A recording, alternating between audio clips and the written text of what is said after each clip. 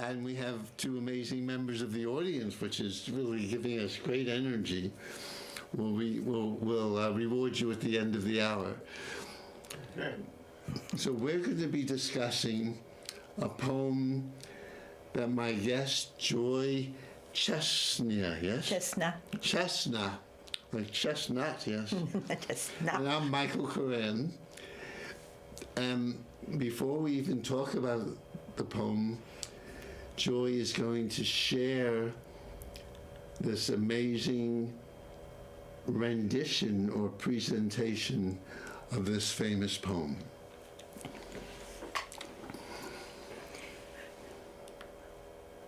Birches by Robert Frost. When I see birches bend to left and right across the line of straighter, darker trees, I like to think some boy's been swinging them. But swinging them doesn't bend them down to stay as ice storms do. Often you must have seen them loaded with ice a sunny winter's morning after a rain. They click upon themselves as the breeze rises and turn many-colored as the stir cracks and crazes their enamel. Soon the sun's warmth makes them shed crystal shells, shattering and avalanching on the snow crust. Such heaps of broken glass to sweep away.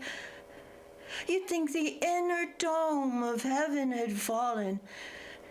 They are dragged to the withered bracken by the load and seem not to break, though once bowed so low for long, they never right themselves. You can see their trunks arching in the woods years afterward, trailing their leaves on the ground like girls on hands and knees who throw their hair before them over their head to dry in the sun. But I was going to say, before Truth broke in with all her matter of fact about ice storms, I should prefer to have some boy swing them as he went out and in to fetch the cows. Some boy too far from town to learn baseball and whose only play was what he found himself summer or winter and could play alone. One by one he subdued his father's trees, riding them down over and over again until he took the stiffness out of them, and not one but hung limp, not one was left for him to conquer. He learned all there was to learn about not launching out too soon and so not carrying the tree clear away to the ground. He always kept his poise to the top branches, climbing carefully with the same pains you use to fill a cup up to the brim and even above the brim. Then he flung outward, feet first with a swoosh, kicking his way down through the air to the ground. So was I once myself a swinger of birches, and so I dream of going back to be. It's when I'm weary of consideration and life's too much like a pathless wood where your face burns and tickles from the cobwebs broken across it, and one eye is weeping from a twig lashing across it open. I like to get away from earth for a while and then come back and start again. Let no fate willfully misunderstand me and half grant what I wish and snatch me away not to return. The earth's the right place for love. I don't know where it would go better. I'd like to go by climbing a birch tree, to climb black branches up a snow-white trunk toward heaven, to till the tree could bear no more, but dipped its top and set me down again. That would be good, both going and coming back. One could do worse than be a swinger of birches. Wow, thank you. Now, tell us what moved you. This is the one poem you've memorized, is that it? Well, I've memorized short ones, but this is a big feat. This is a big feat. Yeah. And it took you a year to memorize? Uh-huh. With my husband's help. Every night when we were in bed, we'd go over the lines. Wow. Yeah, every night. Thank you, husband, Yeah. Edwin, yes. Incredible patience. And love. Yes, and love. He loves the poems, too. So what moved you to memorize this poem as your one big poem to memorize? It was the first poem that invited me into poetry, with the images of the crystallized birch trees and the women throwing their hair before them, and the girls, and the boys climbing trees. It was just so welcoming in high school. It was, and now I've come to appreciate it more, feel the ice storms more. So, there's many wonderful poems by Frost as well as others. Yeah. So why these particular images, why do you think in high school, when you were in Long Island, yes? Yes. In high school, these particular images touched you? We can do them one at a time. Ice storms? I remember seeing upstate I hadn't seen it yet, but the image of the whiteness and the crystals, it was an image of heaven. It was gorgeous. Oh my. And then, and later on I got to see it in upstate New York, and it was even better than I imagined it. Oh, so those ice storms brought you a feeling of heaven? But day after, when the sun shines. When the sun came out. Oh, so my first movie I ever remember had a song, "Look for the Silver Lining." So this was it, after the ice storms, there's the sun. So that attracted you, because like most high school students, there was probably lots of ice storms going on. Yeah, in school. I didn't think of it so metaphorically. It was just the image. Yeah, it's just the beauty of it. Later on, I got the metaphor. Understand why it was touching you. And then there was two others, the girls throwing their hair before them. And why do you think that? It's just a lovely image. Mm-hmm. It's just the childhood. It is something very elegant about that, like a swan almost. Yeah, huh? Yeah. And the third was the boys? And the calmness to it, and the earthiness of it, and it just was beautiful. Yeah, so, boy, have you seen pictures of it? Of the girls throwing their hair before them yes. over their head? No, I've never seen a girl throw their hair before them over their head to dry in the sun. Next time Joy is on, she's going to show you new drawings of these images. New drawings. They'll be new too. You know. And the third is? The boys climbing trees. That's, yeah. I remember my tree fort in the 7th grade. Yeah. I was president. I was so happy for a while. Yeah. Oh, yeah. I was wanted a tree house. Oh my God, did I want a tree house? Oh, was that? Somehow they elected me president. Okay. So now, and what did the poem mean to you then? Meant to me that I could read poetry and understand it. Oh, you did it? You thought you understood this? Well, it was very attractive, and it was a lot of the poems you have to know stuff. And this was Frost's. You could just read them, and you didn't have to know the Greek gods or. Yes, you just had to know birches and boys. Yeah, and boys. And ice storms. Yeah. Huh? And so what did it mean when you did understand it? And no fancy language, Yeah. it came straightforward to vernacular. Yeah. And still, what, with all this plain language, Frost has many plain language poems. Yes. Why this one? Well, no, not why, but what did this one in this plain language mean to you as a young high school student growing up in Shirley, Long Island? I grew up in front of a TV set, and so I didn't get to be outside much, and Because it was such a dangerous neighborhood and city? well, no, it was in this, somewhere between suburbs and country, but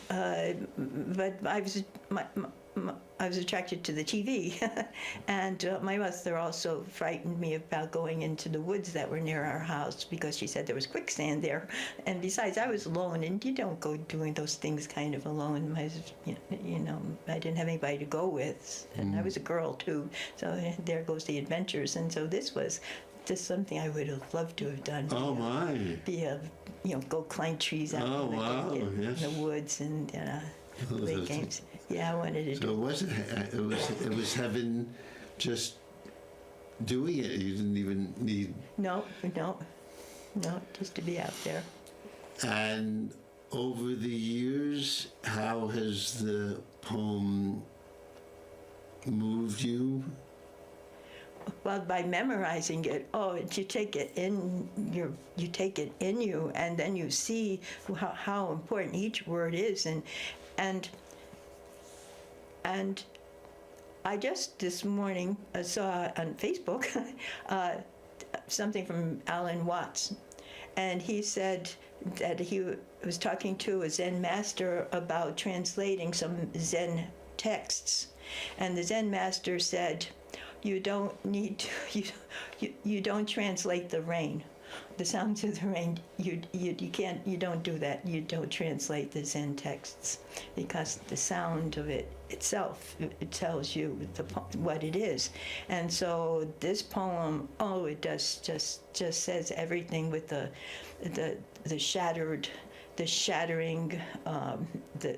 those images, those crystals, all that crystal breaking. It was all alliteration, is it? Not alliteration, it was when onomatopoeia, when the words sound like what they are, and shattering and avalanching on the snow's crust. And it was just, and those words just tell you how to say the poem.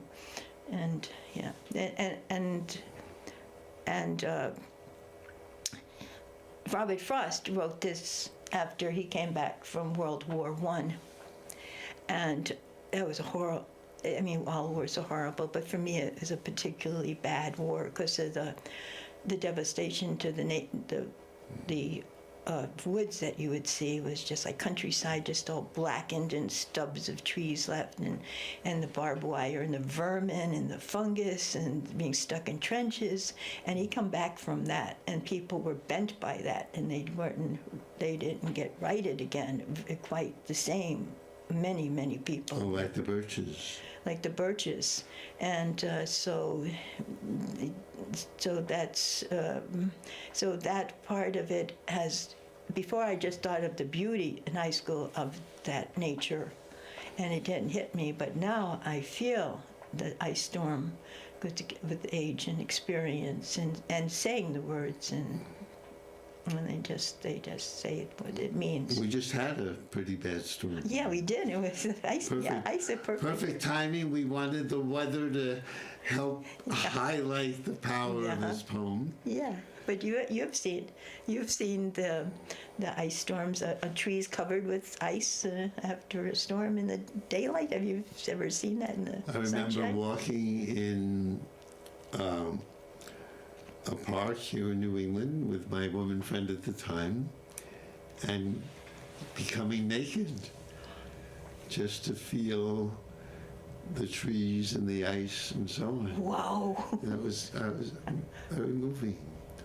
Whoa. You were so cold. Swimming in the wintertime? Did you ever go in the water in the wintertime? Oh, I might have done that once. Yes. Yes. I remember once I think it was mid-autumn, and my friend Anthony wanted to go swimming in Littleton on the pond there. And I knew it was cold, and I knew I might get a bad cold, for weeks. And dived in anyway. It was magnificent.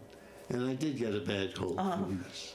And I thought it was worth it. I thought it was worth it.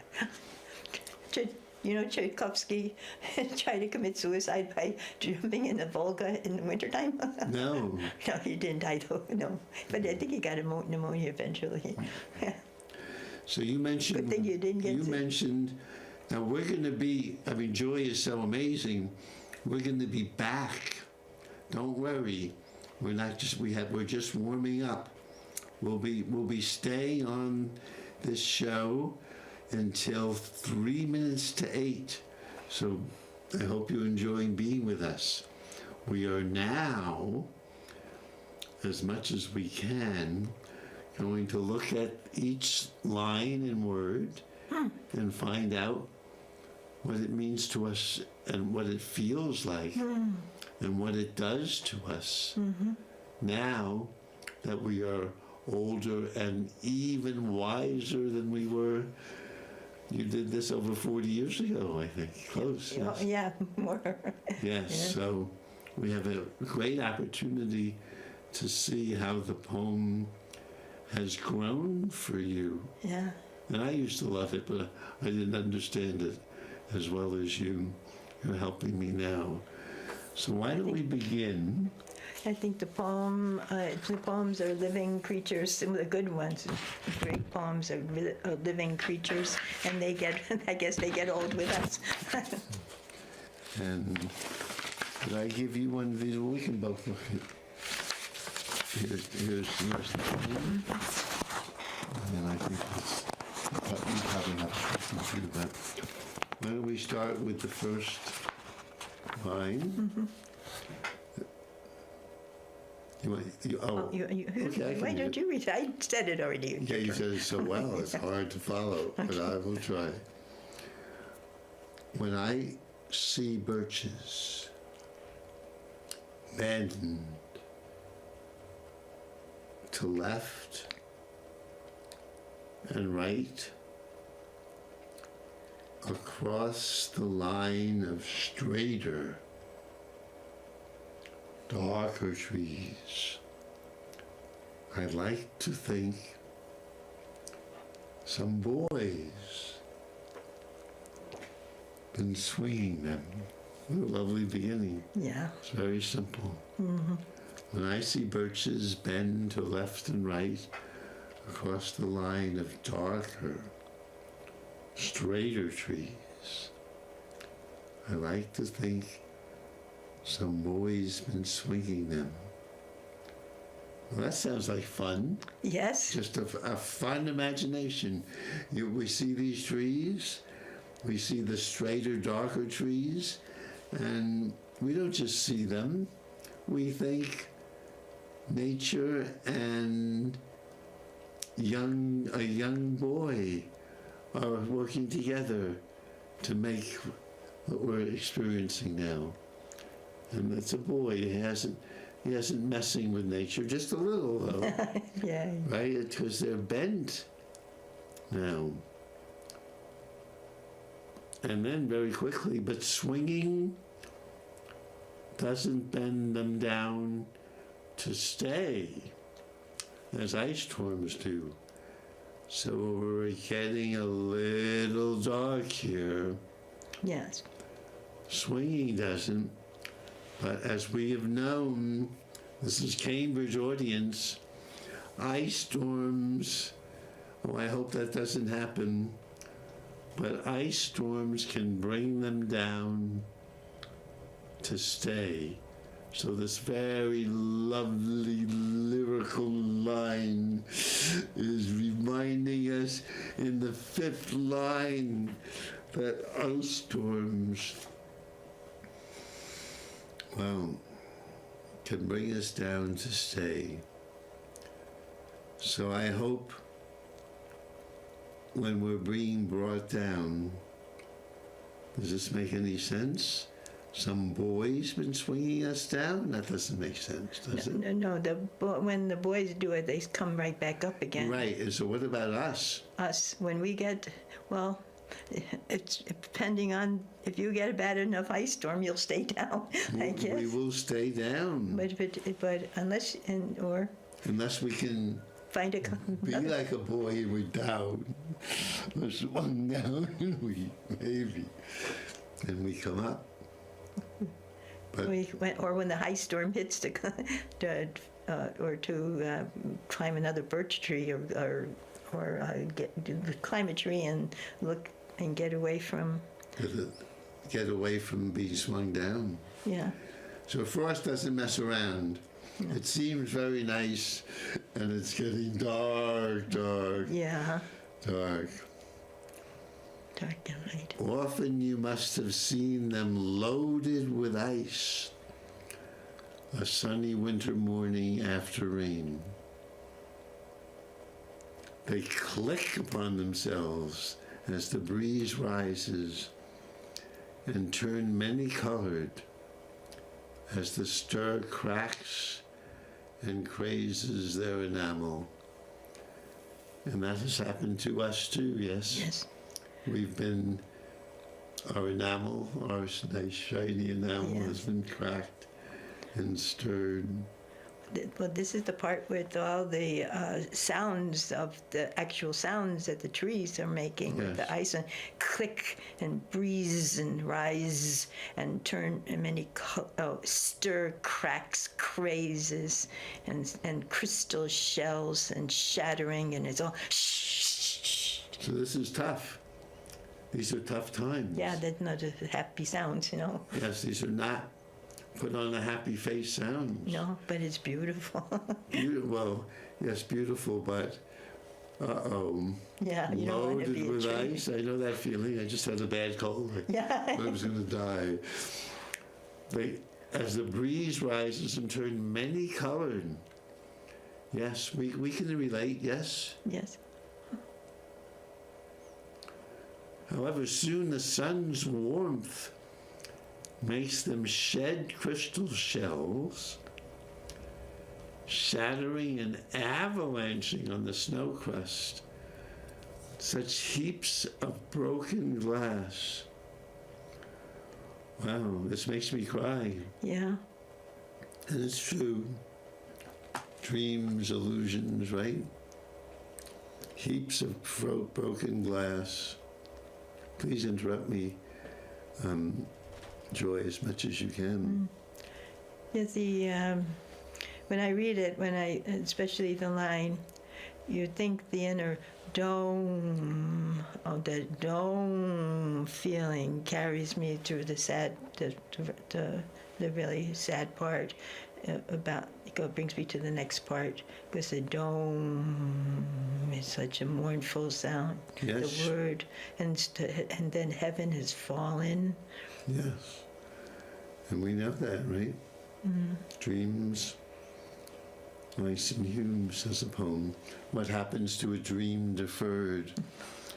Does it dry up like a raisin in the sun? And so here, this nice, fun beginning, when I see birches bend to left and right, I like to think some boy's been swinging them, and now the inner dome of heaven has fallen. Yeah, oh boy. And heaps of broken glass. We're pretty. It could end there, really. It could have ended there. Just a moment of great tell. Okay. I will tell mine for myself, but you don't have to. It's more complicated. I can become somebody. Something totally different, and I become a fuller person, and I feel the love more. I feel grief, and I feel alive more, maybe now. So it's not true. She does write herself, but some of us don't. Yes. Wow. once they are bowed so low for long, he says they never right themselves, or they could have said they hardly ever, but no, they never.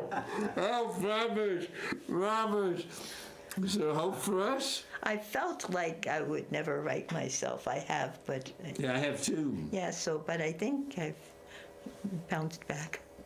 He doesn't leave us. We'll see where he goes from there. No. You may see their trunks arching in the woods years afterwards. And we lived a long time. Yeah. Trailing their leaves on the ground like girls on hands and knees that throw their hair before them over their heads to dry in the sun. So these are the ones that have been never writing themselves. And then you have this lovely little picture. Yeah. But it seems, but they're not going to get, that they're going to stay there like the girls. They're not going to get up and swing back. But they've been transformed to girls and that's how. Oh, that's a happier way to put it. Because now after this he's going back to the boys, because that I see that and when I was memorizing it, I thought of the darkness, and then once you come to the girls and hands and knees, that comes to the imagination, and that's where you save yourself, is with the imagination. And now he's back to the imagination. Oh my! So although we're bowed never to right ourselves, we can begin to imagine we're young girls drying our hair in the sun. Yeah. And so that might be okay not to right ourselves. Right. If we're like a young girl again. Mm-hmm. Oh, thank you. Yes. But I was going to say, when truth broke in, and was the truth that they'll never rise again, or the truth that It's ice storms. that we couldn't be like, with a matter of fact about the ice storm, yes, I should prefer instead of the ice storm, because that was tough stuff. Mm-hmm. Even if we're imagining we were a young girl. Vowed never to right myself. I should prefer, because we're looking at the same birch tree, instead of their being bowed and never to right themselves by the ice storm, I should prefer to have had some boy bend them as he went out and in to fetch the cows. Oh, now we're getting from girls to boys. And cows. Yes, and so maybe baseball. So maybe we could be bowed that way by a young boy. Does that make sense in our lives? That we could be bowed like the trees by a young boy having fun?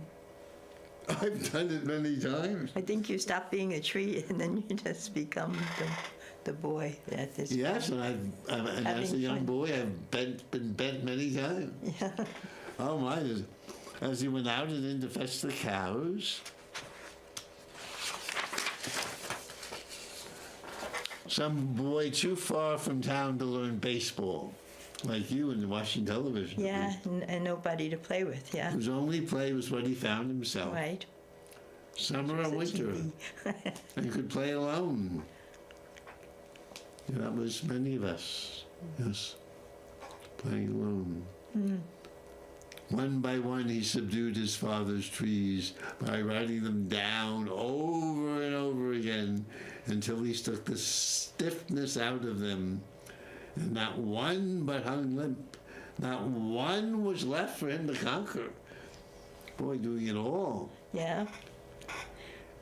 Now, I thought when I was younger reading this on the University of Chicago campus under a tree in the early morning, and I thought this was about boys and girls and bending the young women and conquering them all.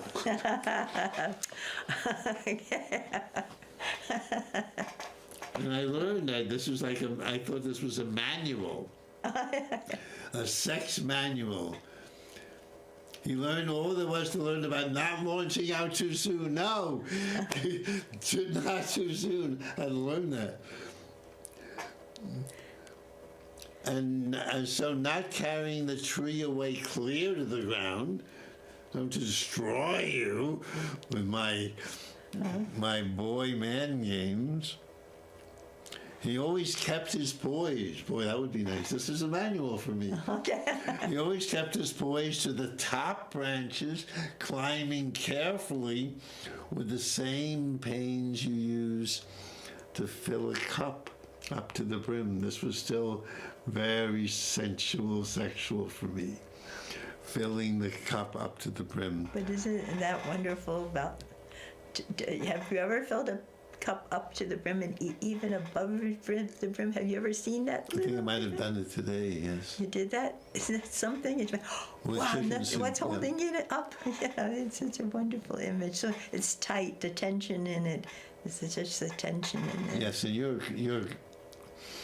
matter of fact like the poem. And I'm thinking of that between young men and young women too. Yeah, the tension. And to fill you up carefully, and even above the brim. I have one friend of mine who says about his woman friend, I finally found a woman who was enough. That feeling of enoughness, I did too. Mm-hmm. And this might be that here. Then he flung outward feet first with a swish, kicking his way down through the air to the ground. And he's old like I am, although he's not so old when he wrote this. So was I once myself, a swinger of Birches. Mm. So I'm still thinking of it as love between men and women, as well as what it is about, saying literally. And so I dream of going back to be, oh my. Mm. It's when I'm weary of considerations and life is too much like a pathless wood. We know what that's like, yes? Oh, yes. Where your face burns and tickles with cobwebs broken across it, and one eye is weeping from a twig having lashed it open. Did you ever get your a twig lashed back at you? I have had dry eye. Oh, you never had? Oh, you haven't lived until you get a twig lashing you in your eye. Oh, does that hurt? I'd like to get away from Earth a while. After that, yeah. And then come back to it and begin over. Oh, wouldn't that be nice? Yay for all of us. I'd like to get back and away from Earth a while, then come back to it and begin over.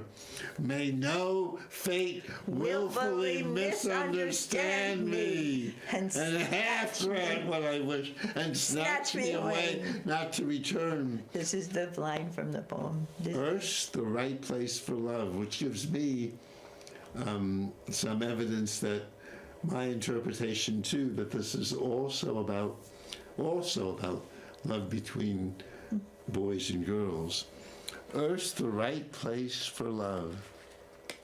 I don't know where it's likely to go better. I don't know where it's likely to go better. No heaven that we're supposed to. We don't know. We don't know. All we've got is us here. What we have now. And our wonderful audience. I'd like to go by climbing a birch tree and climb black branches up a snow-white trunk. Toward heaven. Toward heaven, not to heaven, just toward heaven, till the tree could bear no more. That's a good way to live, right? Yeah. but dipped its top and set me down again. That would be good, both going and coming back. One could do worse. Then be a swinger of birches. Wow. Well, and now we're going to be given a great treat because Joy is going to recite this poem for us again. Oh, yeah? Now that we understand it more, we're going to take it in. We have a good 16 minutes for this. Okay.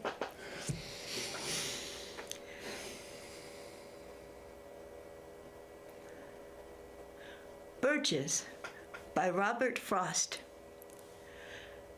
When I see birches bend to left and right across the line of straighter, darker trees, I like to think some boy's been swinging them. But swinging doesn't keep them down to stay as ice storms do. Often you must have seen them loaded with ice a sunny winter's morning after a rain. They click upon themselves as the breeze rises and turn many-colored as the stir cracks and crazes their enamel. Soon the sun's warmth makes them shed crystal shells, shattering and avalanching on the snow's crust. Such heaps of broken glass to sweep away. You'd think the inner dome of heaven had fallen. They are dragged to the withered bracken by the load and seem not to break, though once bowed so low for long. They never right themselves. You can see their trunks arching in the woods years afterward, trailing their leaves on the ground like girls on hands and knees who throw their hair before them over their heads to dry in the sun. But I was going to say before truth broke in with all her matter of fact about ice storms, I should prefer to have some boy swing them as he went out and in to fetch the cows. Some boy too far from town to learn baseball, and whose only play was what he found himself summer or winter and could play alone. One by one, he subdued his father's trees, riding them down over and over again until he took the stiffness out of them, and not one but hung limp. Not one was left for him to conquer. Wow. He learned all there was to learn about not launching out too soon and so not carrying the tree clear away to the ground. He always kept his poise to the top branches, climbing carefully with the same pains you use to fill a cup up to the brim, and then over the brim. And then he flung outward, feet first with a swoosh, kicking his way down through the air to the ground. So was I once myself a swinger of birches, and so I dream of going back to be. It's when I'm weary of considerations, and life's too much like a pathless wood where your face burns and tickles from the cobwebs broken across it, and one eye is weeping from a twig having lashed across it open. I like to get away from the earth for a while, but then return and come back again and start again. That no fate willfully misunderstand me and snatch me away not to return. The earth's the right place for love. I can't think where it's likely to go better.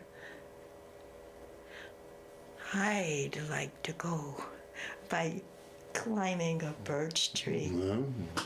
To climb black branches up a snow-white trunk toward heaven till the tree could bear no more, but tipped its top down and set me down again.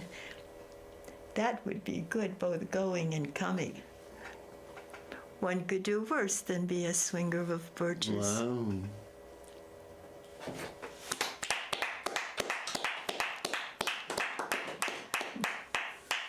So how does the poem feel to you now that we've talked about it and heard it?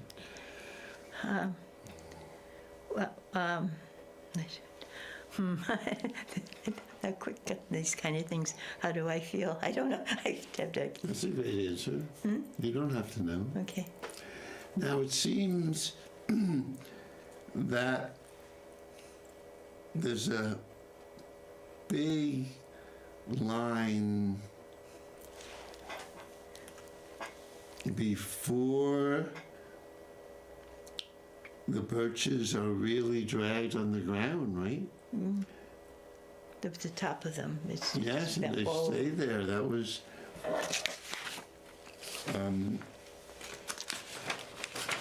before he says, I prefer. To have some boys swing. Yes.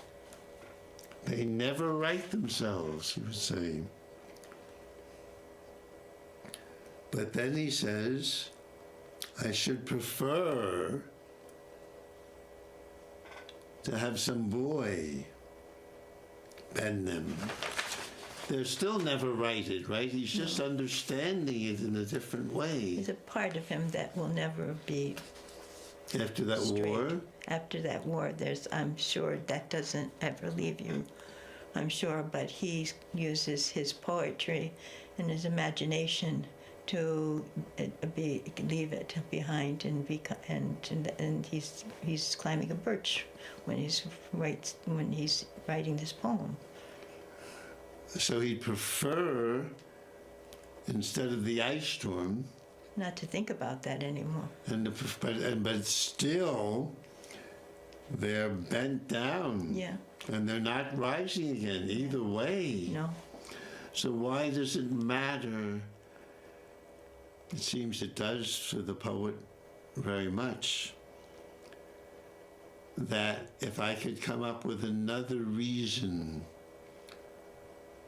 why the birches are down on the ground, never to rise again, even though the facts are the same, why is that? Because it feels that way more optimistic than just ending the poem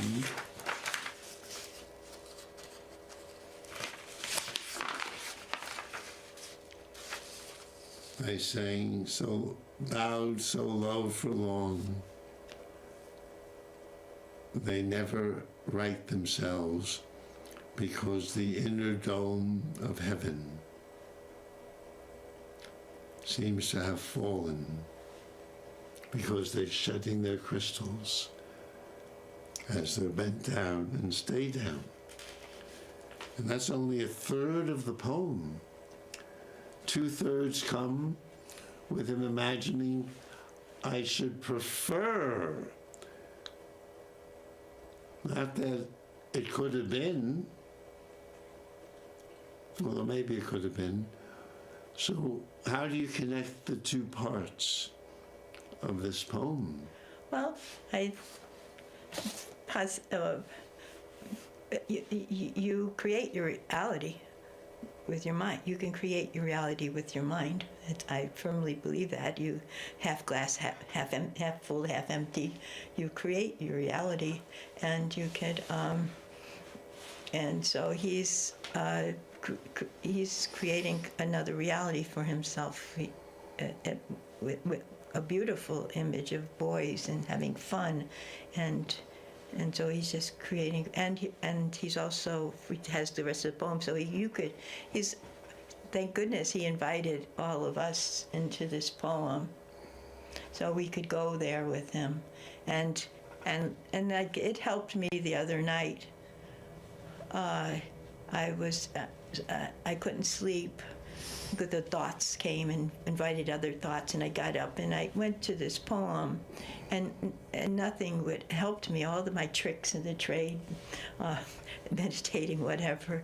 I read this poem out. I recited out loud. It had to be said out loud, and that got me through. That lifted me up, because I climbed, by reading this poem, I climbed the birch tree, and I could look down at the twigs and the cobwebs, and they were beautiful from up here, from up when I was climbing this birch tree, and then I could go to sleep, but it was daylight, but I did get to sleep. Well, sleep is about this too. He wants to leave Earth for a while. Yeah. Mm-hmm. But don't misunderstand me. Yeah. I want to come back. Yeah. Oh, so that's how this mindfulness of finding another way to understand how the ice storms, what we thought were ice storms, right? Mm-hmm. What we thought were ice storms was really another way of understanding it, even though we're still on the ground, is, oh my, it could have been an inner boy or an inner girl or a little boy or a young boy or young girl who has flung me, bent me onto the ground. Is that right? I become the little boy. I'm not the tree anymore. I'm not the tree anymore. I'm the little boy who does the bending. Yeah. Artfully. It's a much better thing to be than the tree being. Artfully. Yeah. Yeah. I still see it as, oh, I love it now, though. Thank you. That the being bent down by the ice storms of life. We just have to just read the newspaper in the morning. I'm bent down by the ice storms of life, or my father volunteered to go to World War II. He was a fireman, he didn't need to, and left us. 3-year-old little boy and with a mother who couldn't handle being left alone with 2 boys. And that was an ice storm. Oh, yeah. Which I'm still recovering from. But if I could see in some ways I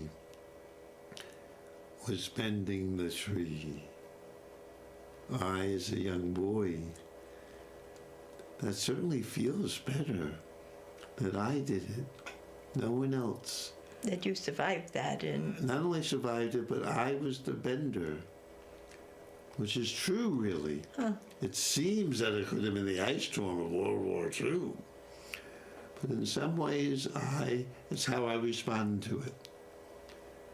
And if this is new to me, if I am the bender and can bend it well by going back, there's an old mantra, it's never too late to have a happy childhood. If I could go back and see that mischievously and playfully and artfully, right? Not launching, I was the bender. Then on the ground I can know Earth's the right place for love. Even fallen. We know this. yeah. We could cry. But Earth is the right place for love, and if we're on the ground, we're in the right place. I think love.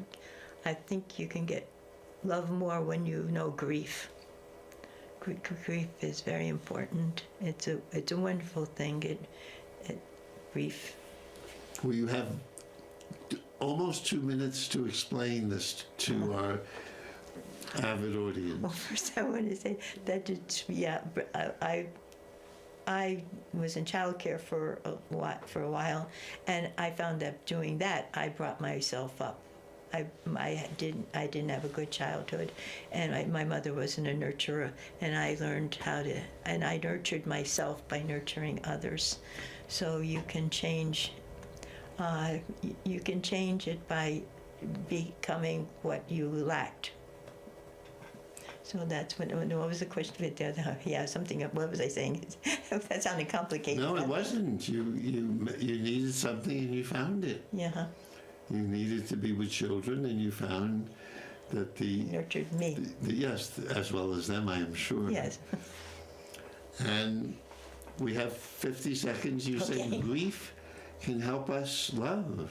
Yes, when you love things when you know they're going to die. I mean, that's a good way to love things because you know you're not going to have them forever. Wow.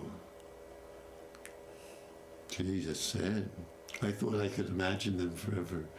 Yeah, well, they are. It's all delusion. They would be with me. I could be like this poem. Yeah.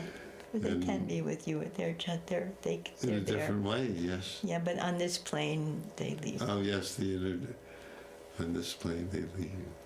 Well, thank you for being a swinger of Birches. Thank you for having me. Thank you very much. Thank you, our audience. Thank you so much. Exactly. Thank you, our TV audience. See you next week.